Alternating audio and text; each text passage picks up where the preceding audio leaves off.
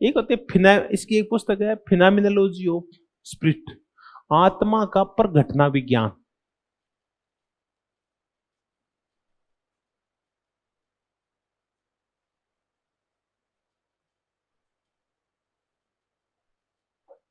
देखो स्पेलिंग गलत हो जाए तो सही कर लेना। फिनोमिनोलॉजी ऑफ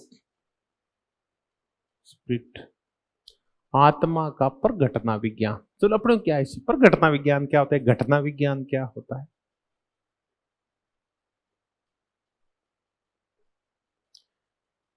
घटना विज्ञान का तात्पर्य होता है कि जितनी भी वस्तुएं होती है, घटनाएं होती है, इनके हमारे खुद के स्वयं के अनुभव होते हैं और सबके अनुभव अलग अलग होते हैं।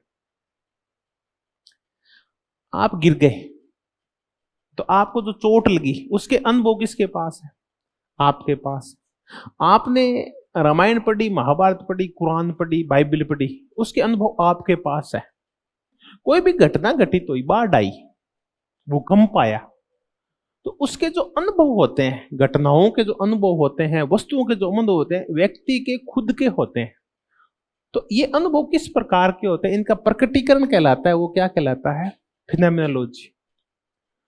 तो आत्मा क्या सोचती है, कैसे सोचती है, क्या अनुभव करती है, इसके बारे में बताया गया इसके अंदर। तो इसमें घटना विज्ञान है। इस पुस्तक में एक स्वामी दास का द्वंद्ववाद दिया हुआ है, मास्टर स्लेव डायलेक्टिक। इसकी चर्चा करते हैं क्या है। स्वामी दास का द्वंद्व,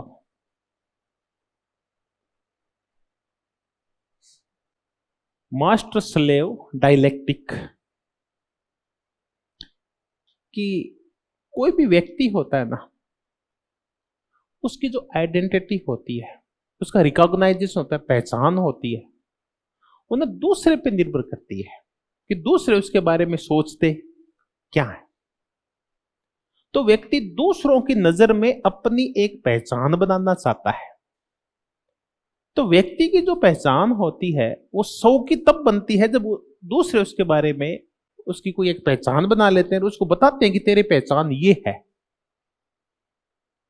इसमें द्वंद्व होता है पहचान बनाने के लिए, क्यों हर एक व्यक्ति अपनी क्या बनाना चाहता है, रिकॉग्नाइजेशन बनाना चाहता है।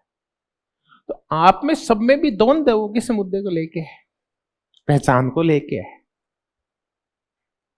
पद है वो 51, 57, 52 पद है, 52। और आपकी जो सारी प्रतियोगिता है उस 52 पदों के लिए, क्योंकि वहां जाते ही आपकी एक विशिष्ट क्या बनेगी, पहचान बनेगी। आपके लिए भी क्या बचेगी, तालियां। आप एपी बन गए, किसी ने ताली नहीं बजाई, अब आप पहचान से संतुष्ट नहीं हो। पहचान तब बनती है जब दूसरे हमें पहचान स्वीकार करते हैं, हमारी पहचान को। तो इस पहचान को लेकर संघर्ष होता है। संघर्ष होता है तो एक तरफ जीवन होता है, एक तरफ मौत होती है। जब झगड़ा होता है, वो कहता ये मेरी पहचान है कि मैं तेरे से बड़ा हूं, वो कहता मैं तेरे से बड़ा हूं, ये मेरी पहचान है। तो दूसरा कहता है कि मैं तेरी इस पहचान को स्वीकार नहीं करूंगा, तू मेरे से बड़ा है। दूसरा बोले तेरे को स्वीकार करना पड़ेगा, कैसे तू स्वीकार नहीं करेगा। पति पत्नी के झगड़े किस लिए होते हैं, इसी मुद्दे को लेकर होते हैं। पति ये कहता है कि मेरी एक विशिष्ट पहचान है कि मैं मालिक हूं, मैं तेरे से तकड़ा हूं, मैं पैसे कमाता हूं, ये है वो है। औरत भी यही कहती है मैं तेरे से घाट नहीं हूं, है ना। तो शिव है तो मैं भी पार्वती हूं, मैं भी दुर्गा हूं, मैं भी कम नहीं हूं। तो फिर मृत्यु की ओर जीवन की लड़ाई होती है। इसमें जो लोग डर जाते हैं मौत के भय से, वो तो दास बन जाते हैं। और जो मौत से डरते नहीं है कि मैं तेरे को मेरी बात माननी पड़ेगी, और अगलों को दबा लेते हैं, वो मालिक बन जाते हैं। तो ऐसे करके इस पहचान को, रिकॉग्नाइजेशन को लेके, आइडेंटिटी को लेके एक युद्ध होता है, द्वंद्व होता है, स्वामी और दास का द्वंद्व। कुछ लोग स्वामी बन जाते हैं और बाकी उनके दास बन जाते हैं। अब स्वामी ये सोचता है कि अब मैं स्वामी बन गया हूं, मानिए मैं मास्टर बन गया हूं, अब मैं मालिक बन गया हूं, मालिक कह लो, स्वामी मालिक हो गया। अब मेरी पहचान स्वतंत्र है, क्योंकि सारे दास मुझे किस रूप में स्वीकार कर रहे हैं? स्वामी के रूप में, मास्टर के रूप में, या मालिक के रूप में स्वीकार कर रहे हैं। तो वो अपनी पहचान के प्रति निर्लिप्त हो जाता है, नई बातों को सोचता नहीं है, नया कुछ नहीं करता, पहचान बनाने के लिए कुछ नहीं करता, क्योंकि वो सोचता है मेरी तो पहचान बन गई। अब उसकी जो पहचान है वो स्वतंत्र पहचान नहीं है, बल्कि वो दासों ने जो उसको पहचान दी है वही पहचान है। तो वो स्वामी या मालिकपना कब फील होता है? जब ये दास इसको कहते हैं कि आप हमारे क्या हैं? मालिक है। जिसके आगे झुकते हैं, इसको नमस्कार करते हैं, इसको मालिक मालिक करते हैं, इसकी सेवा करते हैं, तो इसको फील होता है कि मैं क्या हूं? मैं मालिक हूं। तो अब इसकी एक स्वतंत्र पहचान बनी। लेकिन ये वो सोचता है मैं मालिक हूं, लेकिन वो मालिक इसलिए है क्योंकि दास उसको क्या कहते हैं? मालिक कहते हैं। तो मस्त हो गया। अब ये स्वामी क्या है? दासों को कोई पहचान नहीं देता। वो कहता दासड़ा इना, ठीक है। अब दासों की कोई इमेज नहीं है। जो दासों की इमेज नहीं, तो दास किसके लिए लड़ता है? अपनी इमेज के लिए करता है। फिर वो आत्मानुभूति करता है, वो श्रम करता है, वो अनुभूतियां करता है, वो मेहनत करता है, और मेहनत करके और वो सौ पहचान बनाता है। खुद की मेहनत से, खुद के सामर्थ्य से वो पढ़ता है, लिखता है, और इस दासत्व से मुक्त होने की कोशिश करता है और पहचान बनाने की कोशिश करता है। तो वो आदमी ज्यादा श्रेष्ठ है जो पढ़ता है, लिखता है, श्रम करता है, और खुद के बेस पे खुद की फिर एक स्वतंत्र पहचान बनाता है। फिर उसको लोग स्वतः स्वीकार करते हैं, यार ये दास था, ये देखो कितना अच्छा हो गया, कितना बड़ा हो गया ये। तो बताओ दोनों में श्रेष्ठ कौन है? मालिक है, दास है?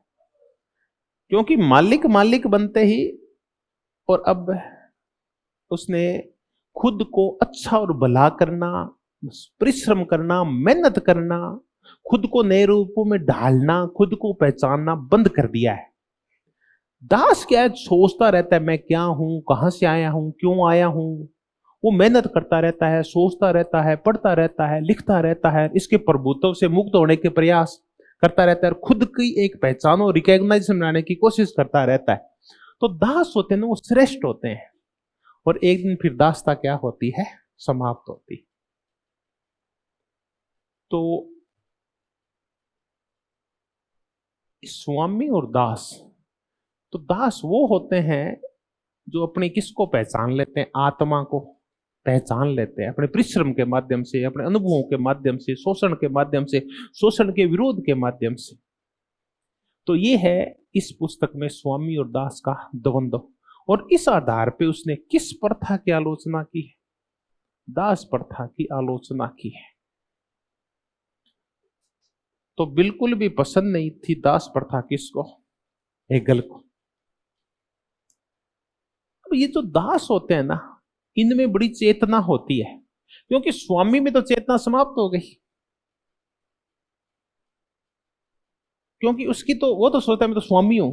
अब उसको चेतन होने की, आत्मा को प्रज्वलित करने की, आत्मज्ञान की जरूरत ही नहीं है, उसको शर्म करने की कोई जरूरत नहीं है उसको, क्योंकि वो तो अपने आप को स्वामी समझता है। तब फिर जो कार्ल मार्क्स है, इसका जो सरोहारा है, उसमें क्या आती है? चेतना आती है, और फिर वो मुक्त हो जाता है, अपनी पहचान बनाता है। फिर जो